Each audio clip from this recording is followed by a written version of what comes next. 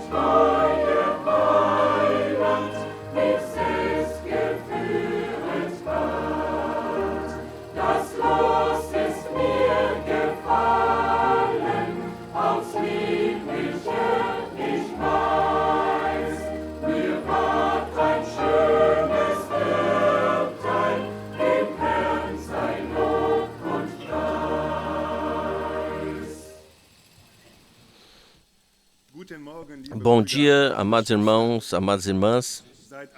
Sejam todos bem-vindos de coração no precioso nome do nosso Senhor Jesus Cristo. Também a todos vocês que estão ligados via internet, nós saudamos de todo o coração. Nos alegramos por podermos estar reunidos aqui no nome do Senhor para ouvir a sua palavra e para receber a bênção que Ele também nessa manhã preparou para nós. Nos alegramos que vieram de perto e de longe, também dos países vizinhos, mas também queremos mencionar especialmente os irmãos que vieram por um caminho longo até aqui.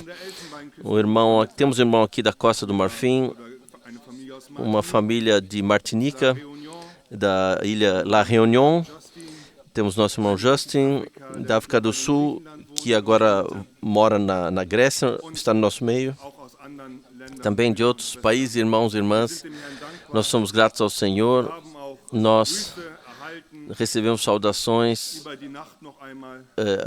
também durante a noite recebemos saudações do nosso irmão Thomas, que saúda a todos das suas férias, mas também do irmão Alexander do Tartaquistão, irmão Oleg de Krasnodar, na Rússia, da congregação de Grodno, na Bielorrússia, nosso irmão Müller, da Áustria, nosso irmão Cécio, de Pretória, África do Sul, nosso irmão Otávios, da Indonésia, nosso irmão Nyagi, de Nairobi, no Quênia, também nosso irmão de Cuba. Todos estão ligados conosco e se alegram na palavra do Senhor. Eu penso que já nos hinos ouvimos palavra maravilhosa, evangelho, ouvimos que a sorte caiu sobre nós da forma mais amável possível. Nós podemos aceitar isso com alegria. Eu sempre tenho que lembrar nesses milionários da loteria que ganham, né? Só em 1 milhão talvez possa ganhar, mas aquele pode se alegrar. Quanto mais nós, que o Senhor, aos quais o Senhor concedeu tudo que vem de cima. Seja dada as graças ao Senhor. Também o hino sobre os vencedores. Nós podemos dizer, nós não vencemos por força própria, mas vencemos pelo sangue do Cordeiro e também a palavra do nosso testemunho, pois podemos com alegria dar testemunho daquilo que o Senhor fez em nós e o que o Senhor também faz nesse tempo. E também o primeiro hino, uma olhada para Jesus, silencia o coração. Quando Pedro caminhou sobre a água em direção ao Senhor e ele olhou para as circunstâncias, ele afundou. Mas quando ele olhou para o Senhor, então ele pôde caminhar. E também nós estamos convictos, se olharmos para Ele, então Ele é o iniciador e o finalizador da nossa fé. Como está escrito na Escritura, eu espero também internacionalmente que essa palavra maravilhosa foi compreendida corretamente. Na tradução alemã está muitas vezes a palavra linha, fio de prumo. É um termo usado na construção, um fio de prumo. Eu mostrei, temos uma corda e se a esticamos, ela está reta. Então temos que construir de acordo com essa linha reta, com essa linha esticada, não torto assim de um lado ou do outro. E assim podemos, nesse tempo, receber a palavra revelada de Deus, que é a nossa linha, o fio de prumo. E Paulo escreveu também aos Coríntios, como construtor comprovado, cada um construa adiante, mas ele também deixou suas cartas como linha de prumo. Nós recebemos tudo do Senhor, para que possamos nesse tempo ter boa coragem ou estarmos com boa esperança. Ele escreve aos Gálatas, vocês todos que caminham de acordo com essa linha de prumo, venha para vocês a misericórdia e a paz de Deus, sobre vocês o Israel de Deus. Ao Senhor seja gratidão. Esperamos também grandes coisas dessa reunião. Peço que o irmão Helmut Hus cante os hinos e o irmão David cante uma palavra de introdução, mas antes vamos nos levantar para entregar a congregação, a reunião ao Senhor. Amado Senhor Jesus Cristo, nós chegamos juntos a Ti. Tu venceste morte, sepultura e inferno, e nós podemos vir a Ti na fé, na obra consumada de redenção, ser vencedores também. Nós colocamos nossa confiança sobre Ti, pois Tu eres a pedra da esquina e a pedra final. Também esta reunião nós colocamos em Tuas mãos com o pedido que a Tua viva presença possa ser testificada, que Tu possas estender o Teu braço para fazer sinais e milagres, que as Tuas bênçãos sejam dadas a cada um que aceita a Tua palavra na fé. Nós colocamos essa reunião nas Tuas mãos, pedimos aqui por Tua bênção, mas também internacionalmente por todos que estão conectados. E Te damos a Ti a honra. Amém.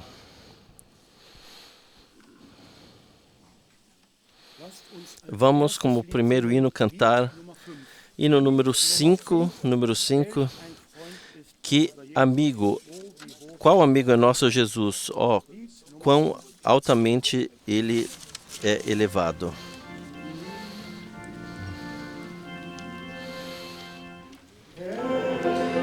Qual amigo é o nosso Jesus?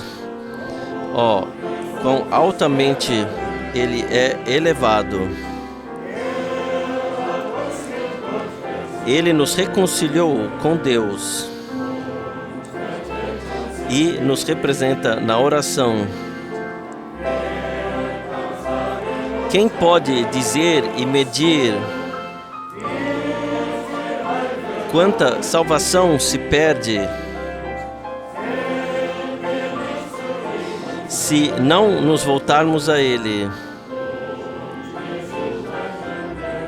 e o buscarmos em oração?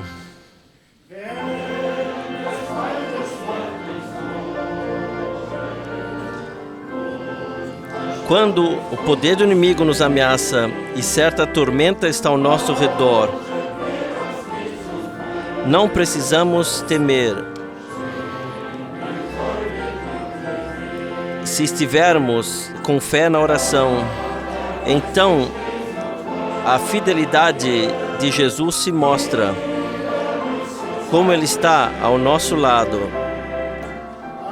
como um poderoso Redentor que ouve uma oração séria.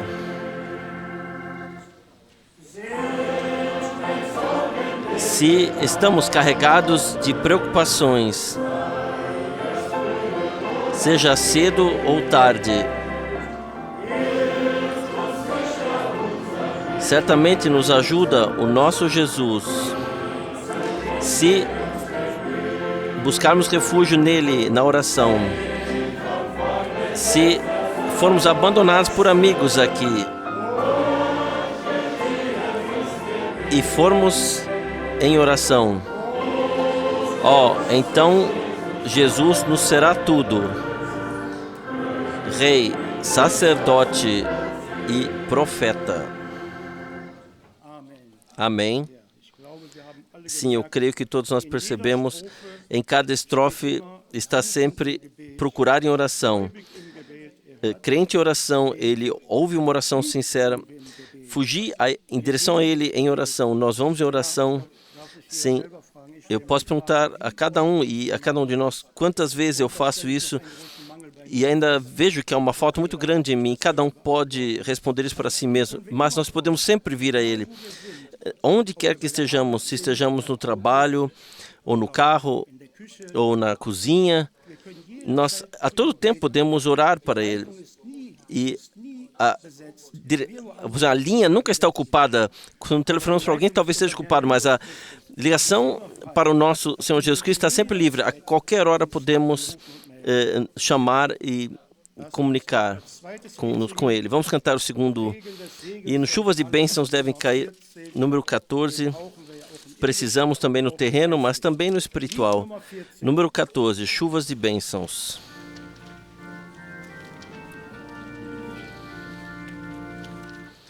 Chuvas de bênçãos devem cair. chama a boca eterna. Tempos do refrigério eterno nos anuncia a promessa. Chuvas de bênçãos. Chuvas de bênçãos são necessárias. Gotas da graça, elas caem. Envia as correntes, ó Deus. Chuvas de bênçãos devem cair. Então Jesus é honrado. E nos montes e nas planícies já se ouve anúncio das chuvas. Chuvas de bênçãos. Chuvas de bênçãos são necessárias. Gotas da graça, elas caem. Envia as torrentes, ó Deus. Chuvas de bênçãos devem cair. Chuvas de bênçãos são tuas. Nos dá o tempo do refrigério.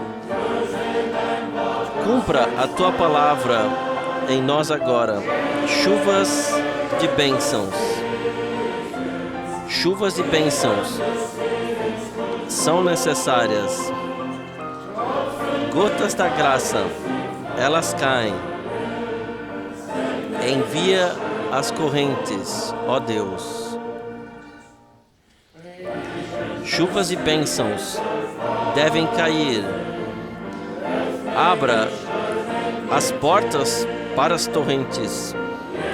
Agora, quando nos inclinamos diante de Ti, agora, quando clamamos a Ti, chuvas de bênçãos. Chuvas de bênçãos são necessárias. Gotas da graça devem cair. Envia as correntes, ó Deus. Chuvas de bênçãos. Chuvas de bênçãos são necessárias. Gotas da graça, elas caem.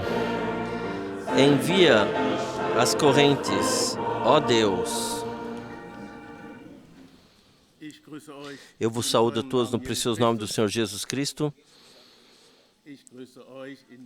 Eu vos saúdo no precioso nome do Senhor Jesus Cristo. Irmão Eres disse, eu devo falar claramente. Foi claro o suficiente? Chuvas de bênçãos devem cair. Amém. Esse é o nosso anseio. Nisso esperamos.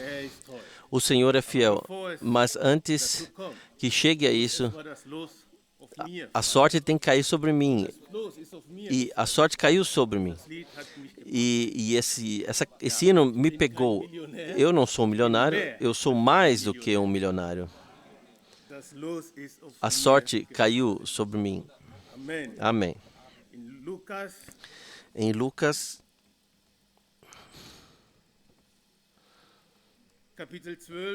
capítulo 12, versículo 32, para isso leio uma palavra. Lucas capítulo 12, versículo 32.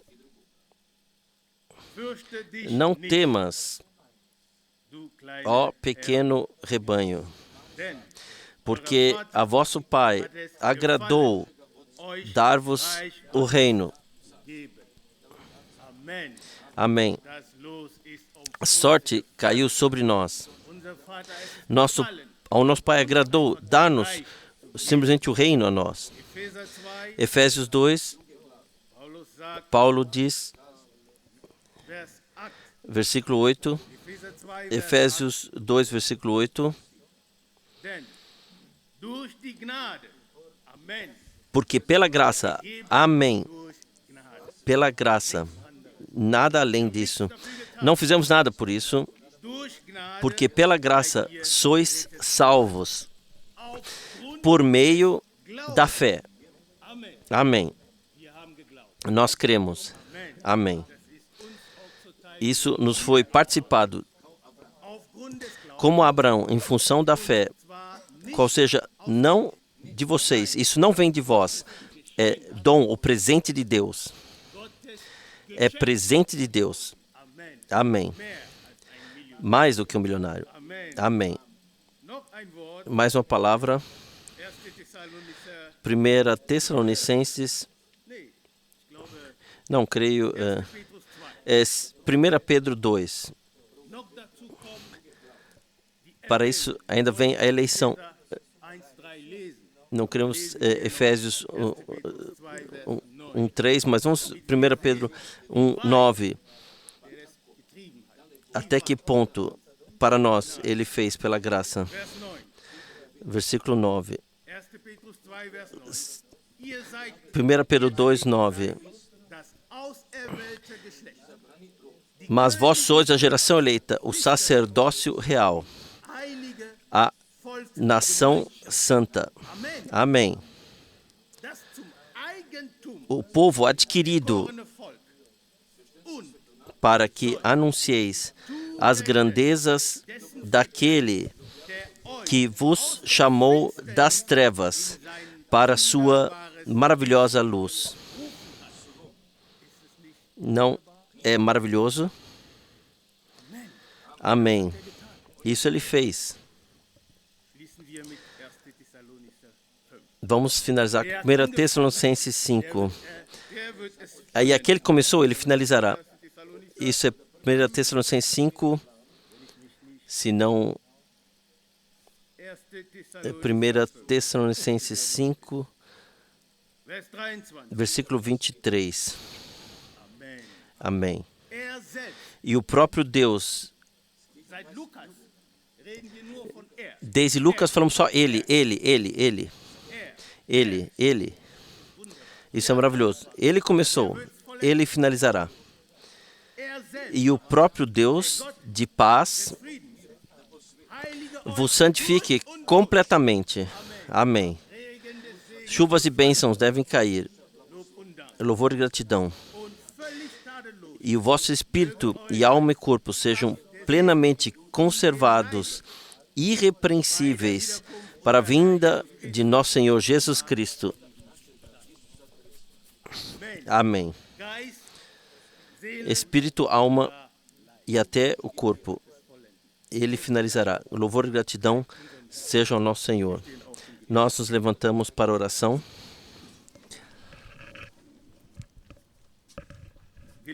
Amado Senhor, o que devemos dizer a Ti? A sorte caiu sobre mim. Eu sou um filho de Deus. Eu sou o Teu filho. Somente pela graça, Tu concedesse. Tu nos concedesse a nós. Hoje, também com as nossas faltas, nós somos a Tua propriedade, escolhidos para que possamos carregar adiante as Tuas virtudes por nossa vida. Louvado e glorificado seja o Teu nome. Não de nós, mas Tu, que iniciaste a obra em nós, Tu finalizarás. E nós estaremos lá quando Tu retornares. Nós sabemos porque cremos. E nós cremos adiante até que passemos do crer para o ver. Louvado e glorificado seja o Teu nome. Que não venha de um ser humano e que não seguimos nenhum ser humano, mas em nosso coração, em nossa alma, nós tomamos a Ti. Tu nos tomaste, nos pegaste e nos guiarás até que Te vejamos. Nós seremos transformados. Nós seremos iguais, semelhantes a Ti. Oh, que presente é este! Louvado e glorificado seja o Teu nome. Prepara os nossos corações para que possamos hoje tomar a Tua palavra a nós, que possa trabalhar, operar em nós, para que possamos estar preparados para esse glorioso dia. Não somente aqui em Krefeld, mas no mundo inteiro, onde o Teu povo está reunido para ouvir a Tua palavra. O que o Espírito hoje tem a dizer às congregações. Louvado e glorificado sejas Tu, Senhor, no nome de Jesus Cristo. Amém.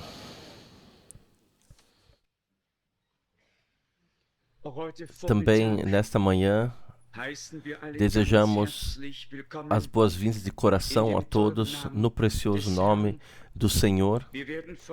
Nós continuaremos com a proclamação da palavra.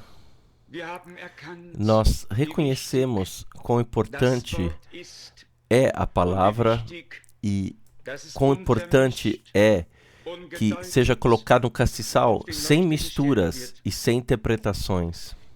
Na palavra do Salmo, ouvimos coisas maravilhosas. Seria possível, como tantas vezes já aconteceu, parar em cada linha, em cada frase. Aqui, no versículo 6b, nós lemos juntamente: E minha boca te louva com lábios jubilantes. Sempre que me lembro de ti na minha cama, medito em ti durante as horas da noite, pois tu foste meu socorro e à sombra das tuas asas posso me regozijar. É simplesmente maravilhoso quando alcançamos esse estado de fé e estamos protegidos em nosso Deus. Saber que nada nos pode acontecer a menos que passe por Ele.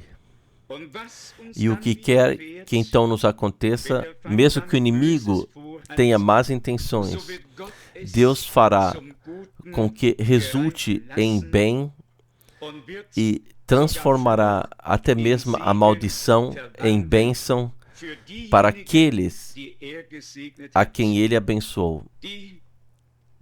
A senhora que também está aqui hoje, com quem conversei ontem, ela vai me perdoar, ninguém sabe quem ela é. Ela disse: eu também fui ao padre e deixei consagrar 2 cruzes lá. Vocês sabem como então se sente sobre isso. Não são as cruzes que são consagradas e abençoadas. Deus abençoa a pessoa inteira que Ele redimiu. Não são objetos, nem carros, nem campos que recebem alguma frase. E isso também deve ser dito de forma clara e sem erro. A bênção de Deus não está onde alguém recita uma frase como se fosse uma fórmula, pois isso é algo totalmente diferente da bênção de Deus. A bênção de Deus está onde pessoas como Abraão estão em comunhão com Deus, onde Ele se revela a elas e lhes concede as promessas, e aqueles que creem nelas são abençoados pelo Deus Todo-Poderoso. Eu mesmo já presenciei uma vez em Witbank, na África do Sul, como se dá a bênção na Igreja Católica. Uma falsa bênção aparente destruída por pessoas. Ninguém precisa de forma alguma. O que todos nós precisamos é da bênção do Deus vivo, conforme a palavra das Escrituras. Eu te abençoarei e tu serás uma bênção. E então, aponte para a carta aos Gálatas: em ti serão abençoadas todas as gerações da terra.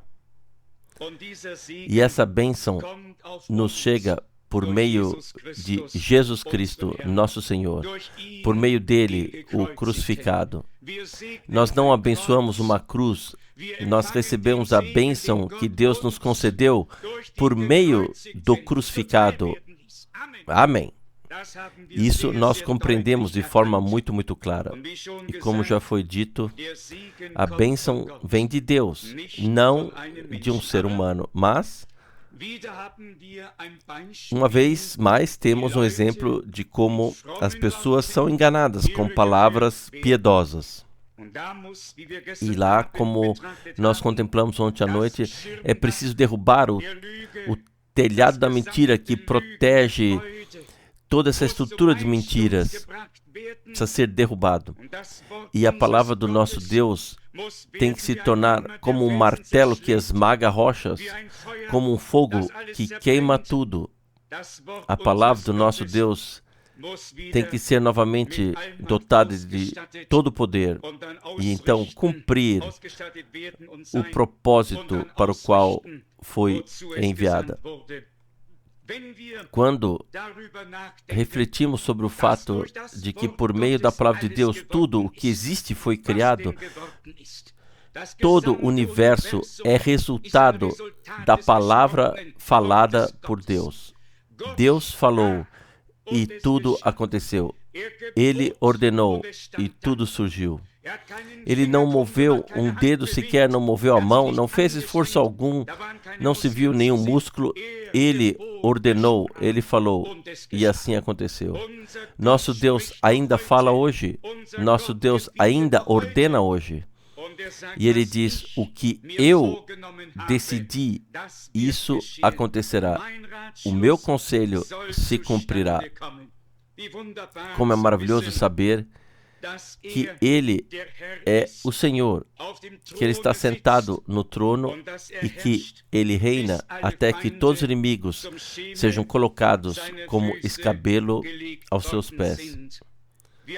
Nós estamos diante de um inimigo derrotado e do vencedor do Gólgota, que triunfou e ressuscitou, e nós ressuscitamos com Ele para uma nova vida, a fim de podermos servir a Deus. Também o versículo 9 do Salmo 63 é tão precioso. Minha alma se apega a Ti. Você sabe que quando algo se apega, não se solta, permanece firme.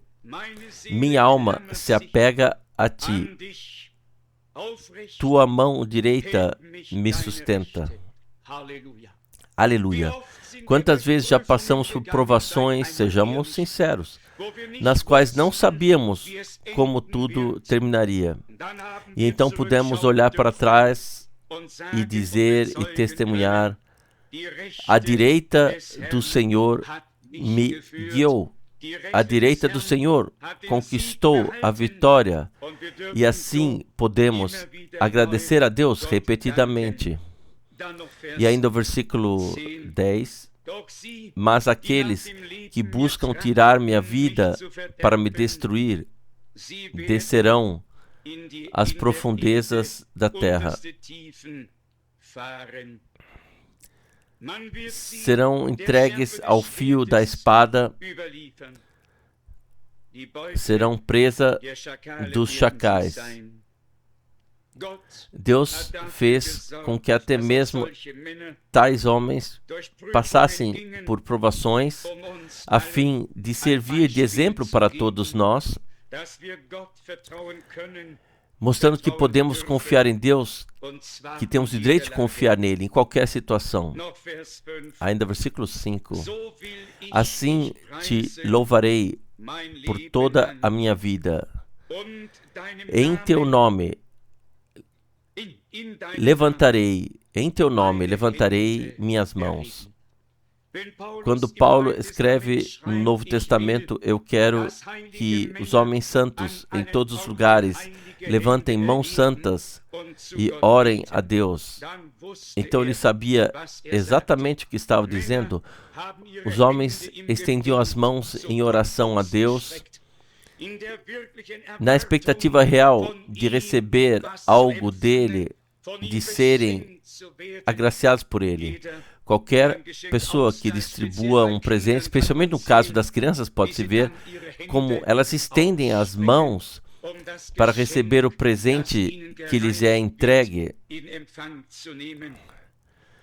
Da mesma forma, os homens de Deus esperavam não apenas orar, mas receber de Deus o presente pelo qual pediam e estenderam as mãos diante do Senhor para que seus corações fossem preenchidos com o que pediram. Não é isso maravilhoso? Não é isso um ato de fé, irmãos? Vamos nos encher de coragem para que também nós possamos chegar a orar estendendo nossas mãos. Não assim, vocês podem estendê-las assim tranquilamente para dizer simbolicamente ao Senhor: nós queremos receber aquilo que pedimos e o que tu, por tua graça, nos prometeste e nos concedes. Deus atende oração. Deus ajuda. Louvado seja o seu santo nome. Eu pensei em uma palavra do capítulo 1 de Marcos. Aqui, a partir do versículo 1, nos é apresentado o início do Novo Testamento. Eu gostaria de ler apenas um versículo, Marcos, capítulo 1, versículo 5. Então, toda a região judaica e também todos os habitantes de Jerusalém foram até ele e se deixaram batizar por ele no rio Jordão, confessando seus pecados. Ao ler esse versículo e pensar no ministério de João Batista, conforme previsto no profeta Isaías capítulo 40 e em Malaquias capítulo 3, essas duas passagens bíblicas são, aliás, citadas aqui como paralelos. E ao ler que toda a terra de Israel e todos os habitantes de Jerusalém foram até ele e foram batizados por ele no rio Jordão, então poderíamos perguntar: para onde foram todas essas multidões depois disso? Vocês sabem que às vezes acontecem avivamentos maravilhosos. A pergunta é: o que resta de um avivamento no final? Alguém me deu uma gravação de uma reunião do irmão Branham, acho que foi em Kansas City, nos Estados Unidos da América, para me mostrar as multidões que ouviam a palavra em suas reuniões. E se eu encontrar um tempinho, talvez um dia a gente mostre fotos de todas essas reuniões em massa na vitrine na frente. Quando eu penso em quantas pessoas ouviram, e o irmão Branham disse em uma pregação: eu estou conectado a mais de 10 milhões de pessoas em todo o mundo por meio do meu ministério. Quando eu vi a palavra ou essa expressão, mais de 10 milhões, eu fiquei feliz por um lado. Quando olho para trás hoje, então eu me pergunto: o que restou desses milhões? Vocês precisam imaginar o seguinte: o irmão Branham, nos anos de 1964 e 1965, falou em âmbito nacional por meio de muitas transmissões para várias igrejas e assim por diante. Havia uma rede especial que abrangia todo o país, incluindo todos os 50 estados, e assim, de fato, não foram apenas algumas centenas de pessoas, digamos, na capela de Jeffersonville, mas realmente milhões que ouviram suas pregações. E Demos Shakarian, o homem do Pleno Evangelho, o presidente que era um multimilionário, e muitos outros fizeram com que isso se tornasse possível. No entanto, se perguntarmos hoje quem conhece esse homem, sem falar em quem sabe disso e quem está a par do que Deus fez e do que ele queria, então restam apenas poucos. E esses poucos ainda estão espalhados pelos 4 cantos do mundo, seguindo suas próprias interpretações. Mas, e eu digo isso sem nenhum mas, Deus terá uma congregação nascida da Palavra e do Espírito de Deus, a congregação dos primogênitos, que não seguem qualquer vento de doutrina, nem se deixam levar de um lado para o outro, mas foram firmados na palavra, conforme a Escritura, pela graça, o coração se fortaleça. Portanto, não as multidões que surgem em algum momento, mas aqueles que restam. Nós vemos isso também, nosso Senhor. Vieram milhares. E então, no final, ele teve que perguntar: vocês também querem ir embora de mim? Eu gostaria agora de ler os primeiros versículos de Lucas 1 a respeito do nosso tema. Lucas capítulo 1, os primeiros versículos, Lucas capítulo 1, do versículo 1 ao 4.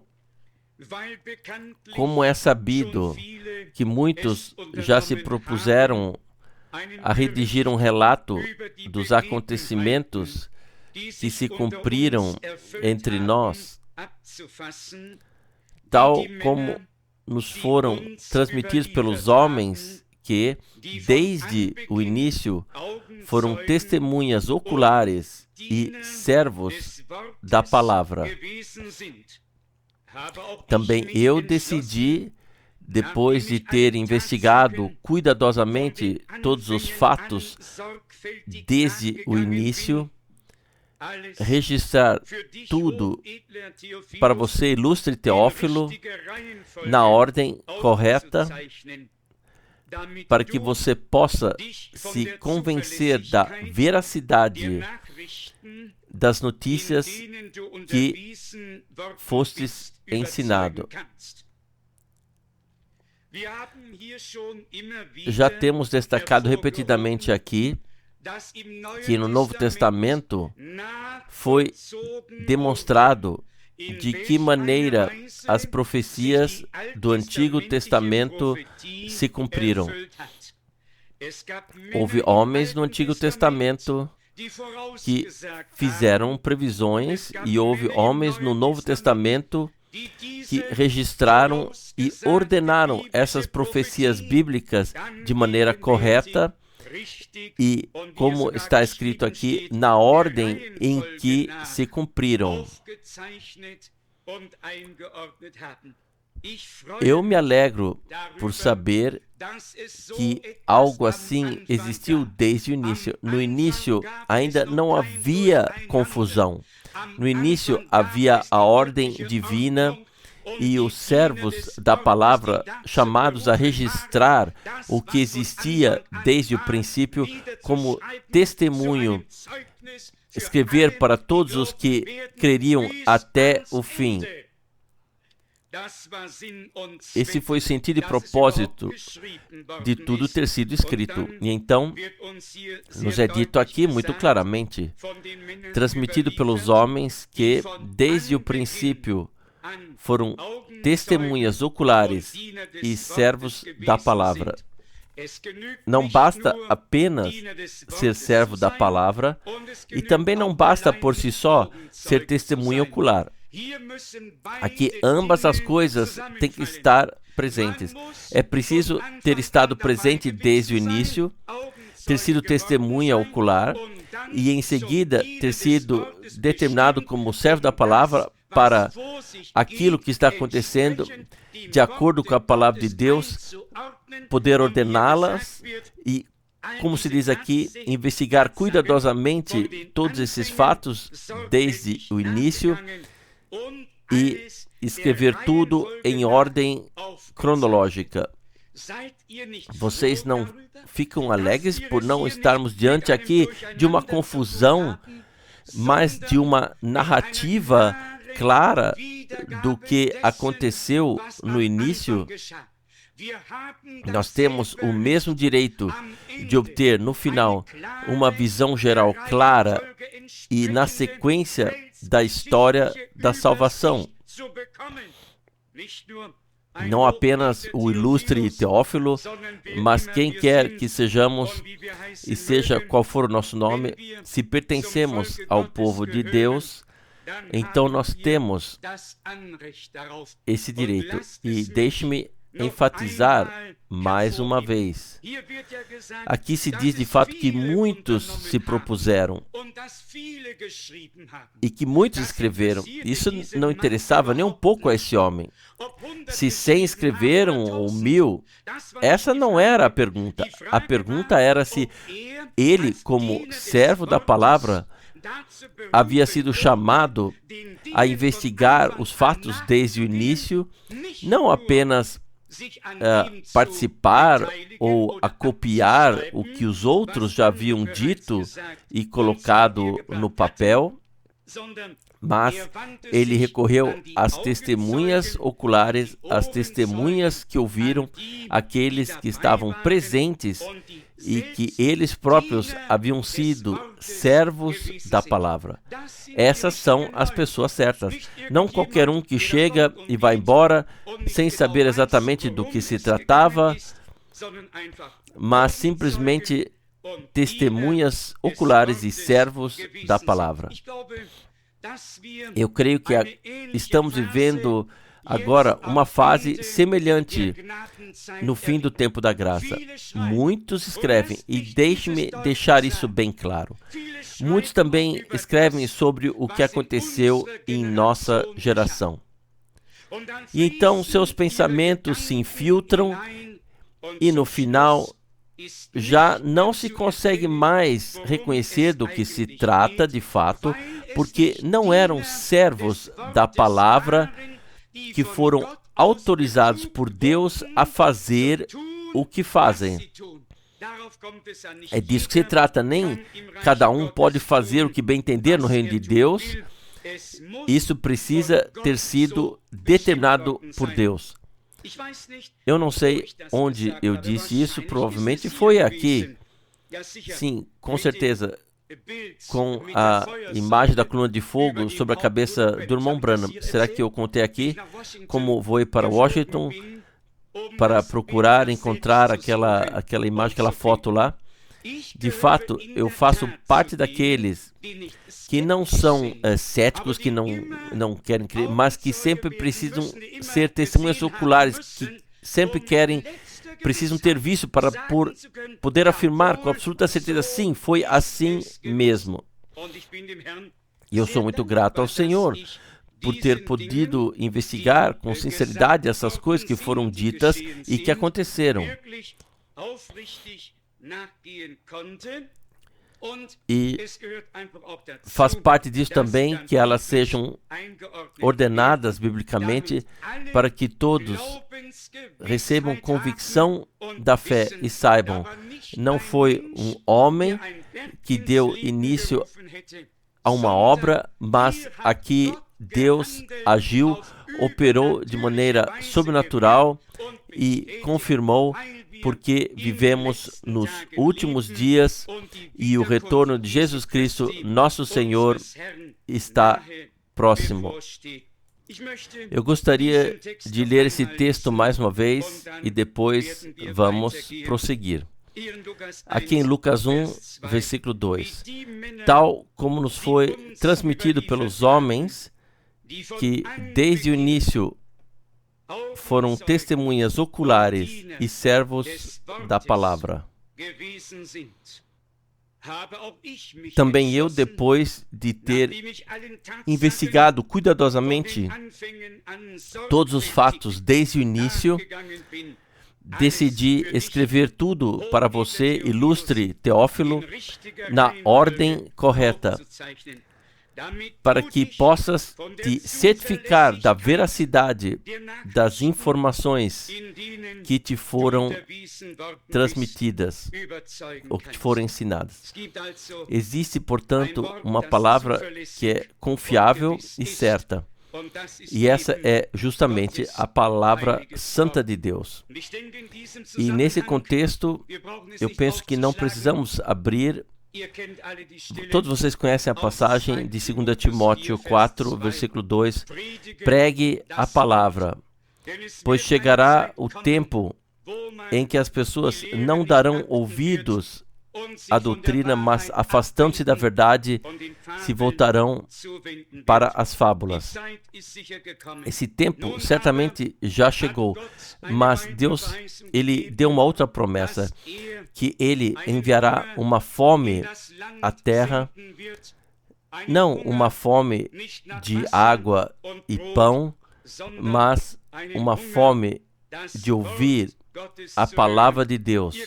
Vocês conhecem todas essas passagens do Antigo Testamento que nos foram deixadas como testemunho de que se cumprirão quando chegar o tempo. Amós, capítulo 8, versículo 11. Amós 8, versículo 11. Saibam bem, virão dias, assim diz Deus o Senhor, em que enviarei uma fome sobre a terra, mas não fome de pão, nem sede de água, e sim de ouvir as palavras do Senhor. Portanto, quando Deus envia uma fome, Ele também cuida para que essa fome possa ser saciada. Então, Ele cuida para que haja alimento na casa de Deus, maná fresco, a revelação da palavra por meio do Espírito Santo. E nós cremos que Deus tem providenciado isso até os nossos dias, para que possamos receber a palavra viva de Deus em nós e que ela se torne nosso alimento. Algumas passagens de advertência do profeta Isaías e em seguida de Jeremias, depois voltamos ao Novo Testamento.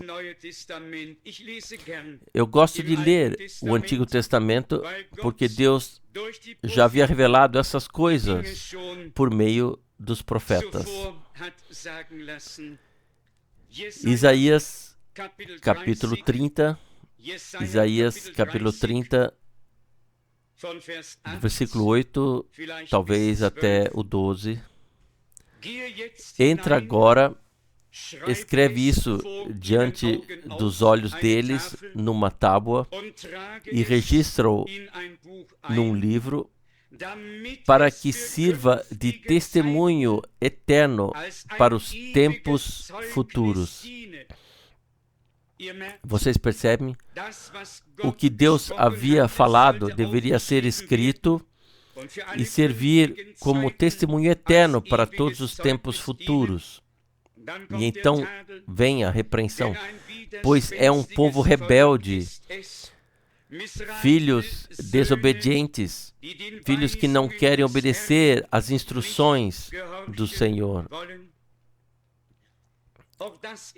Também essa é uma palavra séria. Talvez só quem tenha filhos que não seguem os passos do Pai compreenda isso de verdade. 1000 filhos, 1000 outros não são a dor no coração do Pai, cujos filhos não seguem seus caminhos. Aqui somos falados como filhos de Deus, como filhos desobedientes, que não seguem as orientações de seu pai, mas trilham seus próprios caminhos. Aqui, esses filhos são declarados como filhos rebeldes, que não deram certo, filhos que não querem obedecer às orientações do Senhor.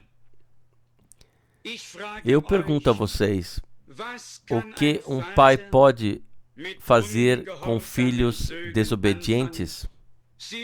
Eles são sua dor, sua preocupação, são toda a sua aflição. O que ele pode fazer com eles? Quando ele os vê e pensa que eles seguem seus próprios caminhos na desobediência,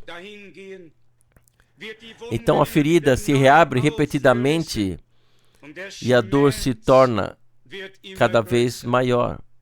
Só quem é pai consegue entender isso.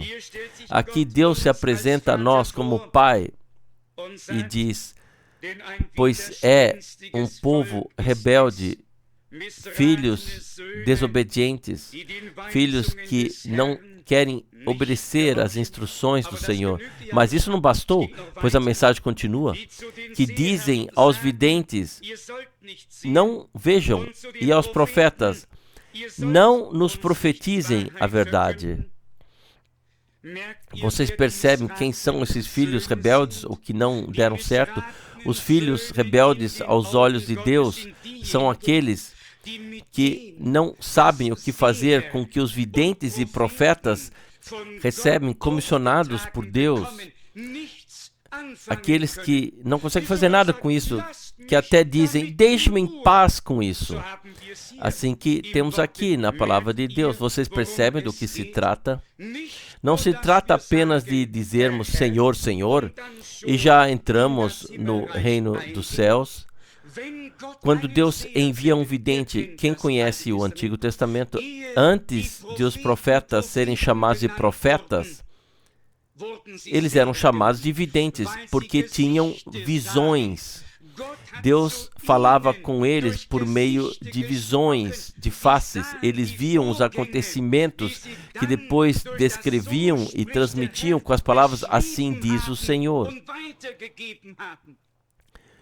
Nos dias de Saul, dizia-se: não há mais nenhum vidente aqui para que possamos consultar a Deus, ou vamos até o vidente. E o vidente então via onde estavam as jumentas, o vidente via o que Deus havia revelado. O vidente via aqui, ou estava aqui na terra, mas seus olhos estavam ungidos com uma unção santa, e ele via por meio de Deus. Deus olhava através de seus olhos e falava por meio de sua boca.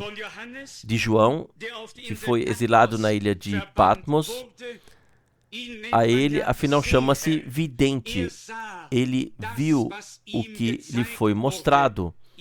Até mesmo um anjo lhe foi enviado. Hoje em dia, alguns diriam que se alguém afirmasse: um anjo veio até mim e me falou, então os filhos que deram errado logo pensariam consigo mesmos: bem, isso eu não creio. Eu creio nisso e sinto que devo fazer a exortação de que ninguém deve pecar contra as coisas sobrenaturais que Deus opera na terra. Quem ainda não consegue crer nisso, que deixe assim parado, conforme a palavra da Escritura aos Filipenses. Se vocês têm opinião diferente, então deixem Deus vos revelar isso. Aqui temos uma palavra maravilhosa. Eu vou ler mais uma vez. Versículo 9 de Isaías 30. Pois é um povo rebelde, filhos pervertidos, filhos que não querem obedecer às instruções do Senhor. Por que então Paulo escreve: vejam como vivem como filhos de Deus obedientes? O objetivo é que nos tornemos filhos obedientes, que andemos nos caminhos de Deus, que cumpramos suas orientações, para que Ele não precise se irar conosco, mas que possa se alegrar conosco, assim como o pai se alegra com o filho que o serve. Assim já está escrito no profeta Malaquias. Deus quer fazer de nós pessoas que andem nos seus caminhos, cumpram a sua vontade, estejam à sua disposição e desejem ser agradáveis a Ele. É desses filhos e filhas que Ele deseja ter. E foi isso que nós mencionamos ontem, bem no final. Somente quando pudermos dizer, como disse o Filho de Deus: não seja feita a minha vontade, mas a tua. então que poderá vir a resposta: Tu és meu filho amado, em quem me comprazo. O comprazer de Deus repousa somente sobre nós quando estamos em Jesus Cristo. E quando estamos nele, nossos próprios caminhos, nossas próprias ações, nossa própria vida chegaram ao fim. E o que ainda vivemos agora, o que vivemos na fé no Filho de Deus e seguimos seus passos. Aqui trata-se de filhos que não querem obedecer às instruções do Senhor. Uma pergunta: há entre nós tais que não querem obedecer às orientações do Senhor? Então, que venha hoje a mão do Senhor, nosso Deus, sobre nós, que ela remova toda a rebeldia e nos conceda a graça de nos submetermos, de nos inclinarmos diante do Deus Todo-Poderoso, conforme a palavra das Escrituras. Submetam-se ou inclinem-se debaixo da poderosa mão de Deus e o diabo fugirá de vocês. Portanto, esses filhos pervertidos que não seguem as orientações do Senhor, que dizem aos videntes: vocês não devem ver. E é justamente isso que é o necessário. Afinal, há cegos guiando cegos em abundância em todas as denominações. Na congregação do Deus vivo, deve haver um olho, deve haver clareza, deve haver luz. E aí temos aquela passagem, eu não sei exatamente onde está, mas também está no profeta Isaías, em que se diz que os olhos, ou seja, os videntes, foram velados e que por causa disso toda a revelação se tornou como um livro selado. Em algum momento, ainda hoje, vou ler isso para vocês. Por favor. Isaías 29. Por favor. Mas me digam se vocês souberem exatamente onde está. Isaías 29, versículo... Sim, claro, está aqui mesmo, de fato. Estou lendo, aqui está exatamente, em Isaías 29, a partir do versículo 9. Fiquem olhando até ficarem paralisados. Vivam na cegueira até ficarem cegos. Estão embriagados, mas não de vinho. Cambaleiam, mas não por causa da bebida. Pois o Senhor derramou sobre vocês um espírito de sono profundo e fechou os olhos de vocês, os profetas, e cobriu com um véu as cabeças de vocês, os videntes. Vocês percebem do que se trata?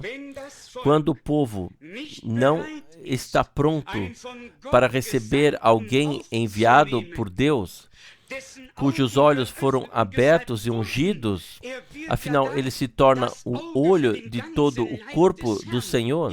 Vocês sabem, afinal, que todo o corpo é composto de muitos membros. A mão não pode ver, mas é muito útil. O pé também é útil. Todo o corpo é útil.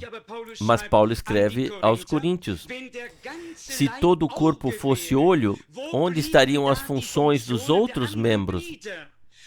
Deus dividiu o corpo do Senhor de tal forma que as diferentes partes possam ser percebidas. E o olho do corpo é simplesmente o vidente, o ministério profético.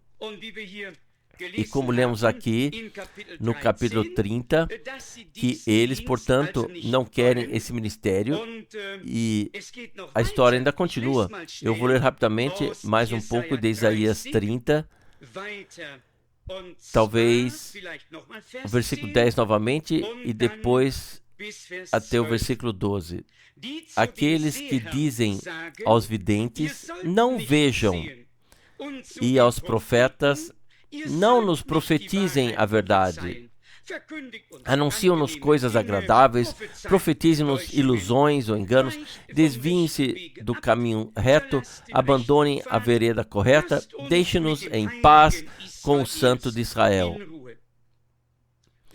Eu vou lhes contar também como isso aconteceu. Eles sempre queriam uma pregação muito bonita, mas o assim diz o Senhor, do Santo de Israel, isso eles não queriam.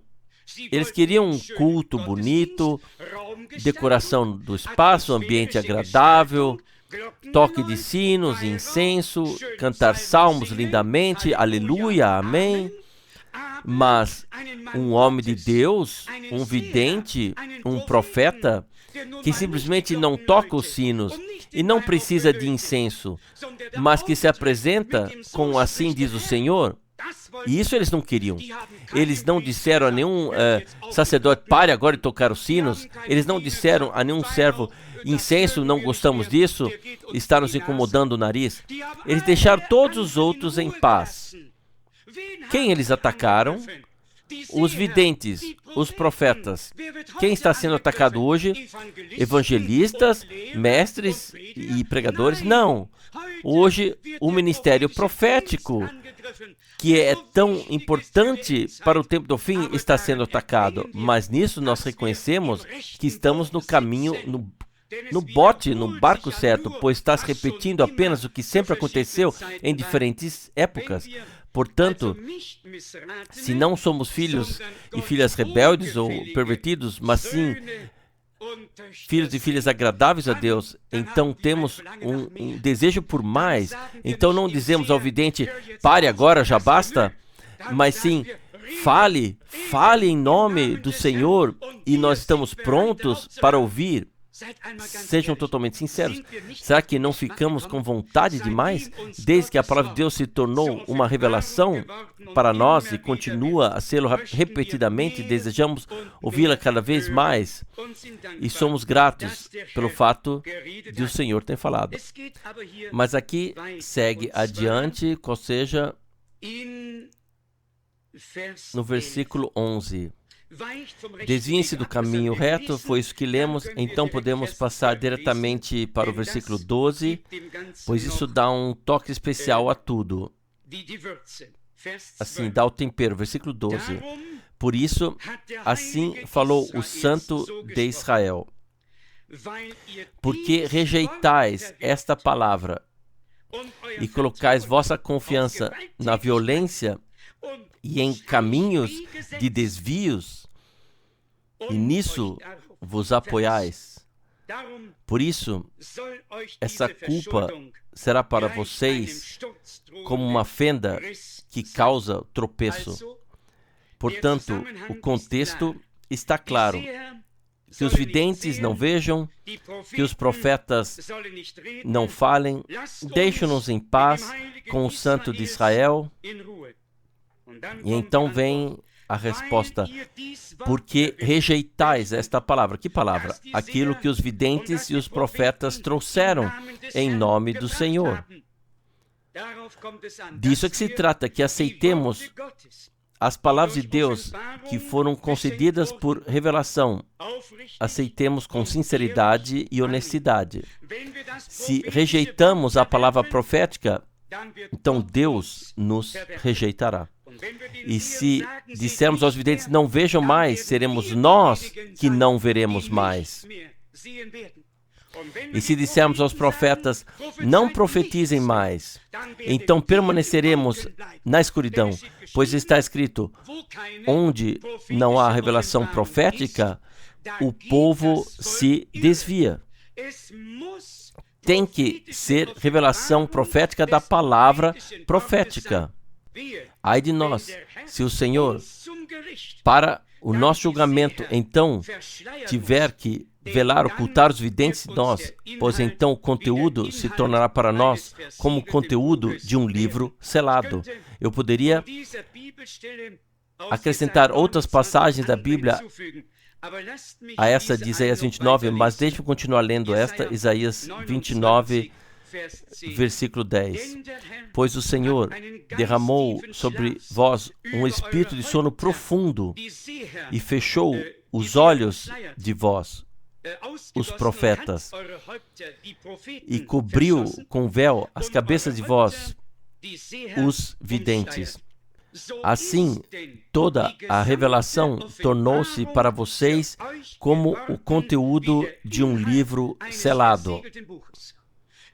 Não é assim hoje, e eu não quero levar isso ao extremo e não quero provocar, mas não é assim. Quem não aceita o ministério profético para os nossos dias, que Deus enviou e estabeleceu para esse, o livro com 7 selos continuará sendo um livro com 7 selos e ele continuará tendo suas próprias interpretações a respeito, mas nunca poderá, por meio de revelação, olhar para dentro daquilo que antes estava oculto. Deus tem uma ordem muito certa. Quando seus servos e profetas, a quem ele chama de olhos que vêm em seu lugar, quando eles falam em seu nome, eles têm o direito de falar em nome do Senhor, porque Deus os enviou. E quem os acolhe, acolhe aquele que os enviou. Versículo 11, mais uma vez. Assim, toda a revelação se tornou para vocês como conteúdo de um livro selado, que se entrega a alguém que sabe ler com as palavras. Leia isso, por favor, mas ele responde, não consigo, afinal está selado. Mas se entregarmos o livro a alguém que não entende de letras, dizendo, leia isso uma vez, ele responde, eu não sei ler. Sim, no fim das contas, ambos estão na mesma situação. Um sabe ler, e mesmo assim não consegue ler, e quando lê, o que leu permanece selado para ele, e o outro simplesmente diz, eu não sei ler. Onde está então a ajuda? A ajuda não está aí. Onde está a ajuda? A ajuda está lá. Eu vou dizer isso de uma forma muito clara. Quando Deus envia um profeta, a unção santa repousa sobre esse homem para transmitir a revelação divina ao povo de Deus. E todos aqueles que respeitam e aceitam esse mistério concedido por Deus estão, então, sob a mesma unção do Espírito Santo.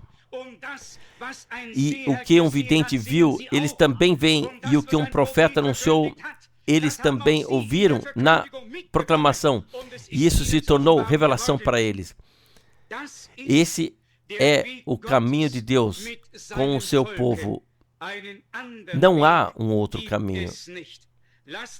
Deixe-me continuar lendo brevemente de Isaías 30, ainda versículos 19 a 21. Isaías 30, versículos 19 a 21. Sim, ó povo de Sião, que habita em Jerusalém, não chores para sempre. Certamente ele terá misericórdia de ti ao ouvir o teu clamor. Assim que o ouvir, ele te atenderá, e o Senhor lhes dará, é verdade, o pão da aflição e a água da angústia, mas teus mestres não precisarão mais se esconder, pois teus olhos verão teus mestres e teus ouvidos ouvirão atrás de ti a voz que clama, este é o caminho, segui-o. Deus dá essa orientação por meio da palavra profética.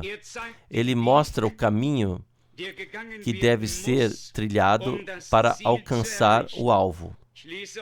Eu leio para vocês em comparação a isso de Jeremias, capítulo 6. Jeremias, capítulo 6, Também alguns versículos. Os profetas foram de fato utilizados por Deus, um após o outro. Jeremias 6, a partir do versículo 13. Pois, do mais jovem ao mais velho, todos são ávidos por lucro, e do profeta ao sacerdote, todos agem com falsidade. Querem curar superficialmente a grave ferida do meu povo, prometendo salvação, quando na verdade não há salvação alguma. Eles terão que ficar envergonhados por terem cometido abominações, e, no entanto, não sentem vergonha alguma, nem sabem o que é corar. Por isso, cairão quando tudo cair, na hora em que eu os chamar à responsabilidade, eles tropeçarão. Assim falou o Senhor. Eu lembro de uma vivência com um profeta.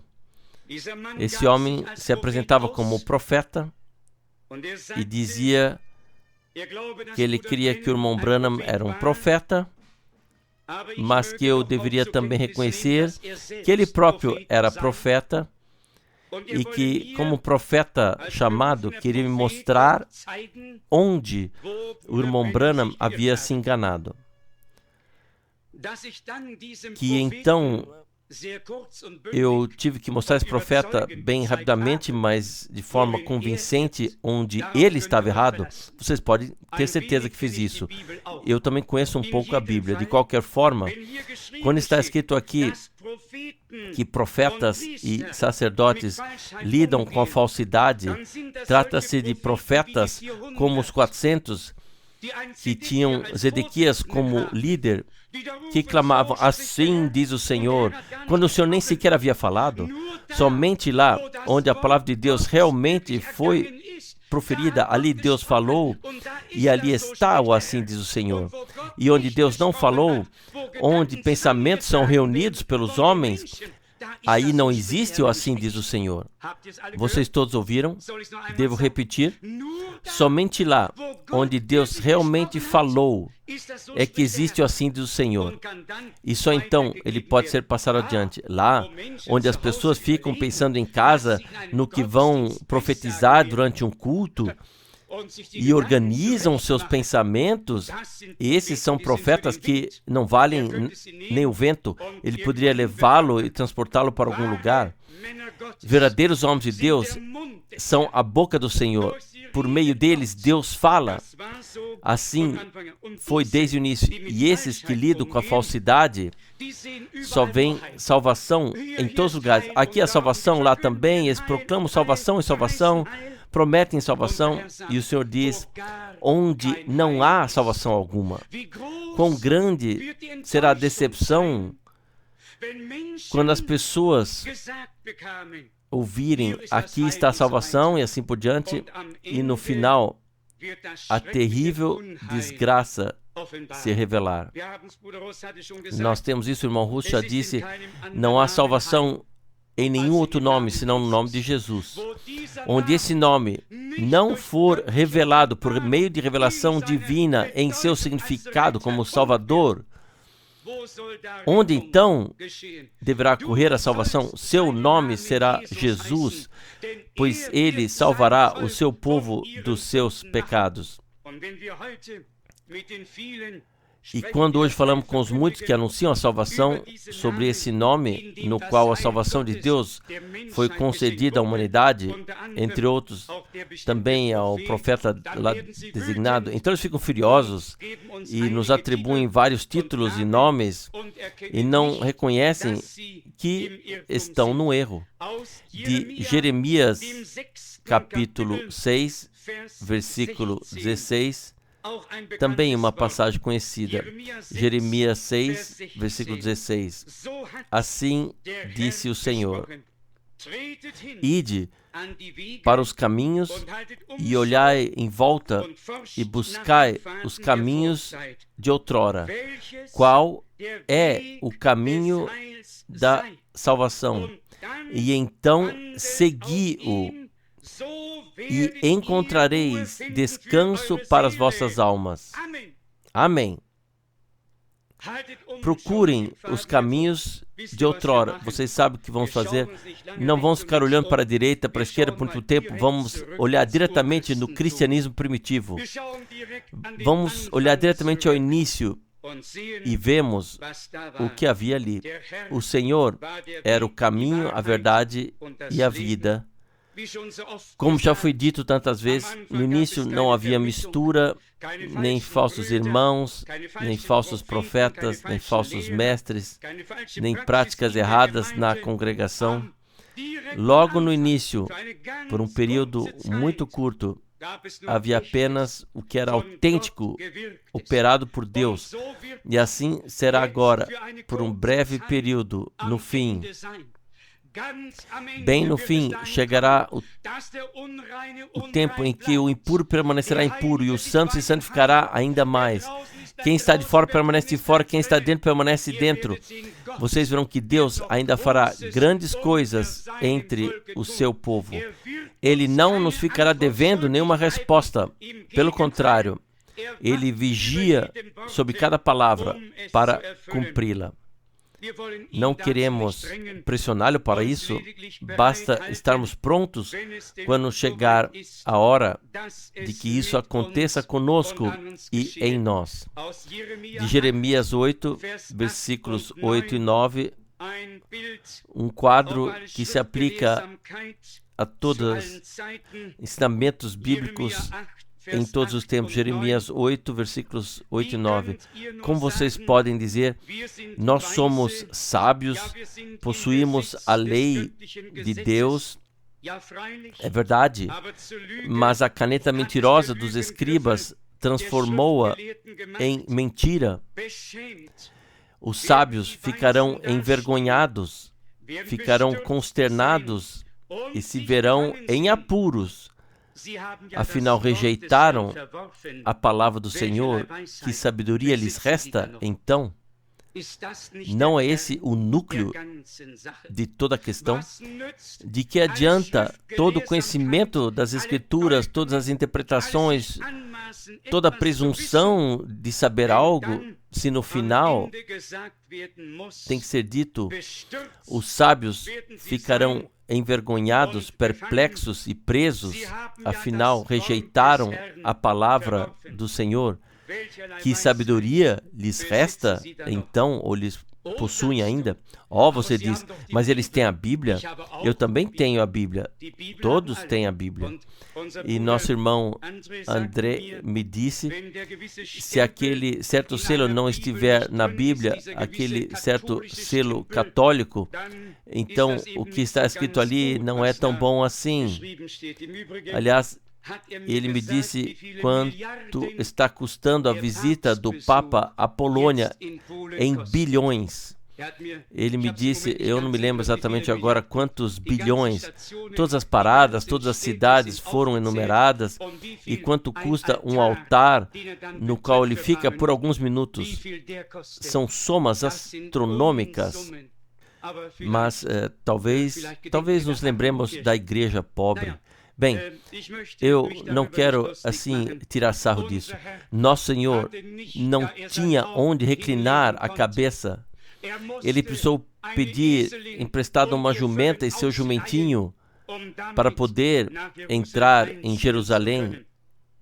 E aqui está um homem adornado com grande ostentação, com ouro e pedras preciosas em abundância.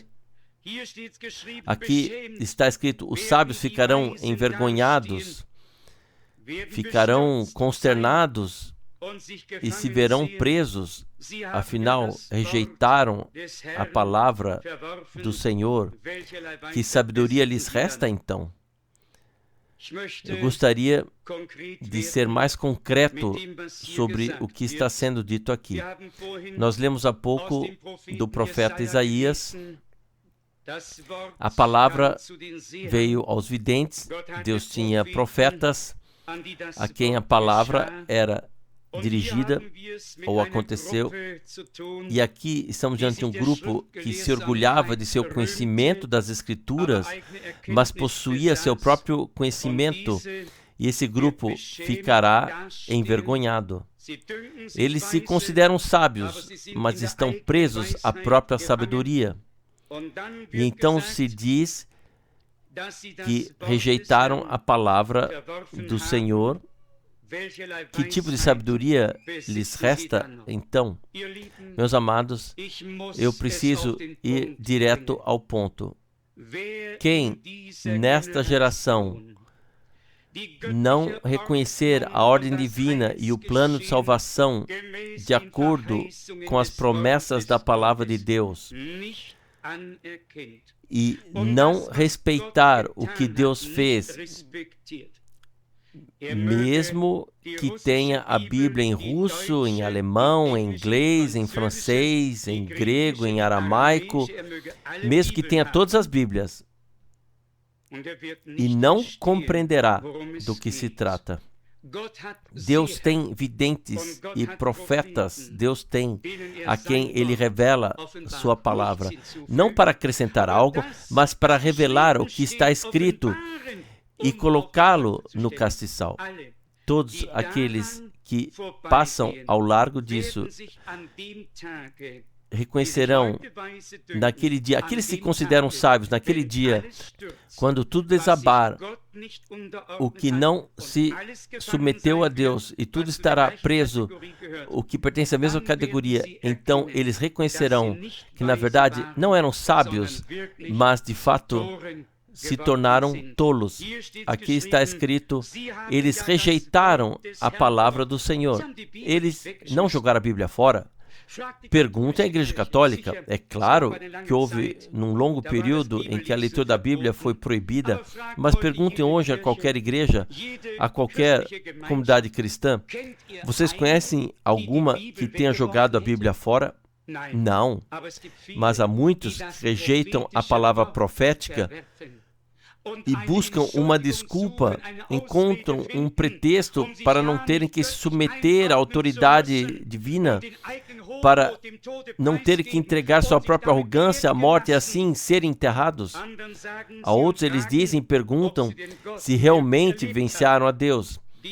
É preciso perguntar seriamente a essas pessoas se elas realmente venciaram a Deus. Será que compreendemos corretamente essa palavra? Deus também, a congregação do Novo Testamento, enviou apóstolos, profetas, pastores, mestres e evangelistas. Para quê?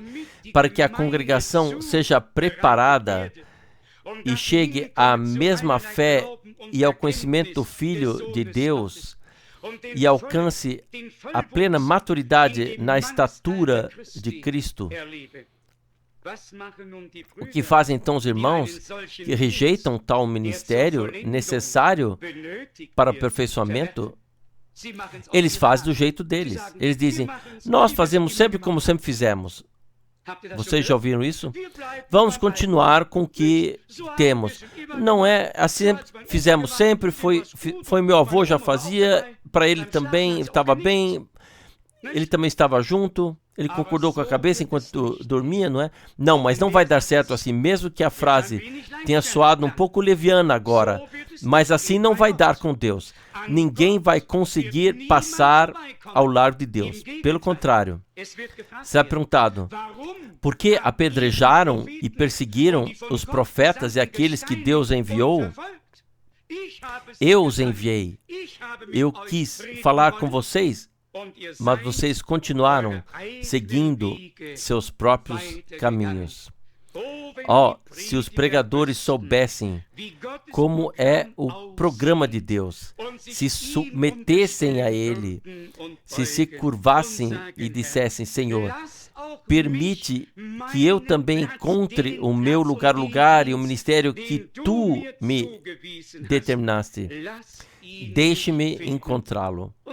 E então, não seriam lidos e interpretados apenas alguns pedaços dos evangelhos, nem haveria tanta decoração atmosférica e passatempo. Então, a palavra do Senhor será colocada no castiçal. Mas, como está escrito, se rejeitar a palavra do Senhor, que sabedoria lhes resta?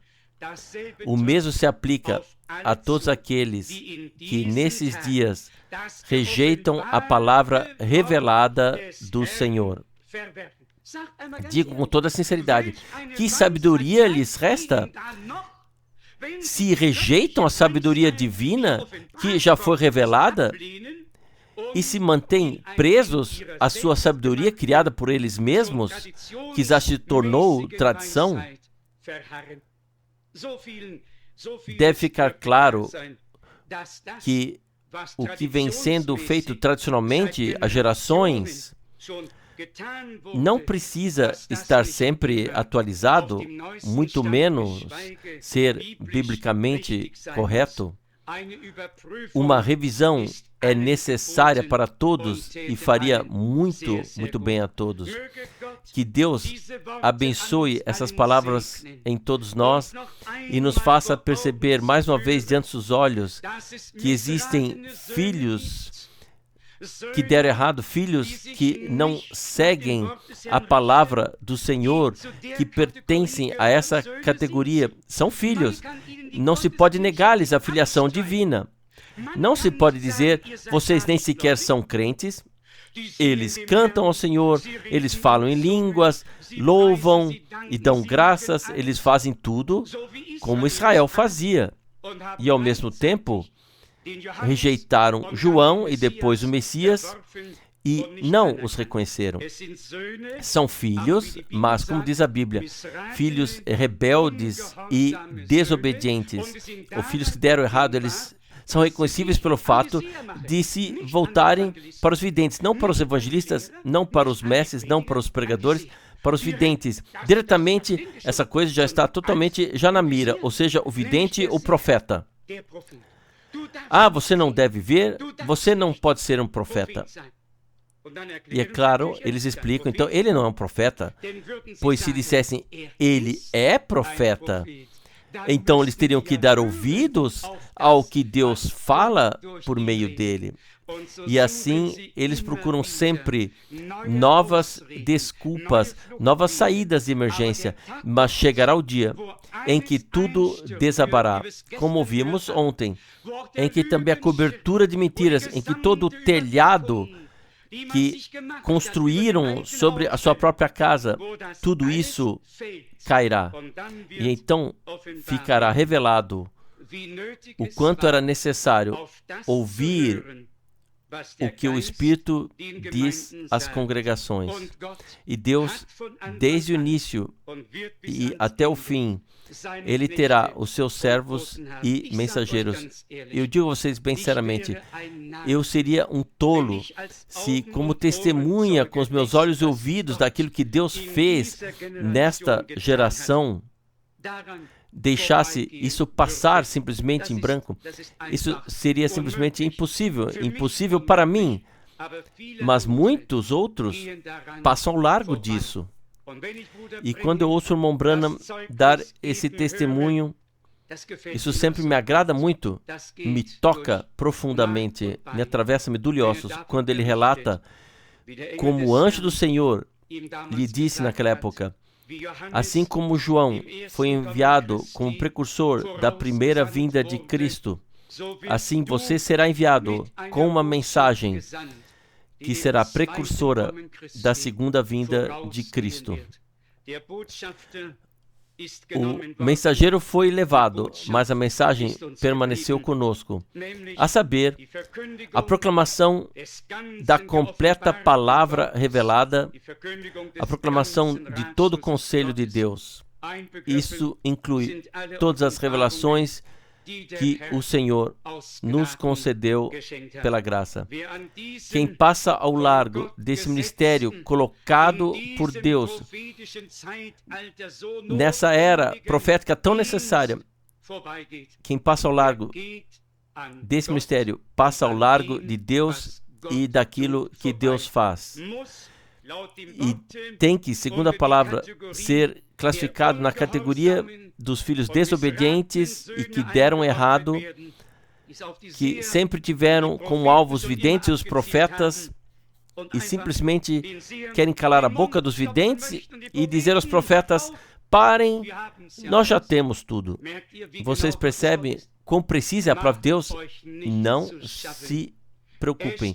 Está escrito: o Senhor apanha os sábios em sua sabedoria. Eles partem daqui achando-se tão sábios que suas costas já parecem uma mochila de tanta sabedoria que carregam e cujo peso lhes pesa. E o Senhor dos céus ri e zomba deles e gostaria de clamar atrás deles: se vocês tivessem pelo menos um pouquinho de sabedoria divina, reconheceriam o que eu fiz. Vocês todos creem nisso? Então digam amém.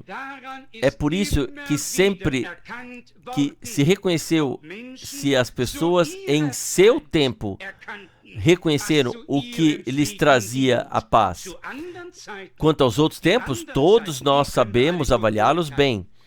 Nós temos que avaliar o nosso tempo. Nós temos que reconhecer os sinais do nosso tempo. Nós temos que acolher a mensagem que Deus nos envia. Nós vivemos agora e Deus nos fala agora e levará a cabo a obra conosco. Nós precisamos ouvir o que os videntes e os profetas, o que está escrito no Antigo e Novo Testamento e o que foi colocado de novo no castiçal em nossos dias. O que é maravilhoso é que o irmão Branham não acrescentou absolutamente nada ao testemunho completo das Santas Escrituras. Essa é a prova de uma comissão divina. Ele simplesmente colocou o que estava oculto nela por meio da revelação do Espírito no castiçal. E não nos atrevemos a dizer-lhe: vidente, não vejas, ou profeta, não profetizes. Mas nós dizemos: Senhor, receba gratidão de todo o coração por teres olhado para nós com misericórdia e por nos ter enviado um tal ministério profético, um vidente enviaste, como o de João, que foi exilado na ilha de Patmos. Foi assim que Deus fez nesses dias. Eu sei disso e eu creio nisso. Eu creio e eu sei isso, porque está de acordo com a palavra de Deus. É por isso que todos nós podemos dizer sim e amém a isso e não pertencer aos rebeldes, aos desviados, aos desobedientes que deram errado, aos revoltosos, mas sim aqueles que se submetem, se deixam ordenar para quem a palavra revelada se torna revelação e que tem parte no que Deus está fazendo em nossos dias. Eu gostaria de dar um grito de júbilo. Meu coração está cheio de gratidão. Eu quero louvar, gloriar o Senhor por sua bondade, graça e misericórdia, por Ele ter se inclinado tanto para nós e no dia da salvação nos ter mostrado o caminho da salvação e colocado novamente a mensagem divina da salvação no castiçal. Nós podemos chegar a saber a salvação de Deus em sua totalidade. A Ele, ao Deus vivo, seja dado louvor e honra. Ainda me move quem rejeita sua palavra, rejeita a Ele. E o que resta então? Uma cabeça cheia de conhecimento e de sabedoria, nada mais. Isso pode ser muito bem pintado e decorado, mas essa sabedoria terá seu fim. Que Deus nos conceda a graça, fale conosco, nos faça reconhecer a gravidade desse tempo. E quanto mais cedo nos consagrarmos totalmente a Deus, melhor será. Que o Senhor nos abençoe e esteja com todos nós. Amém.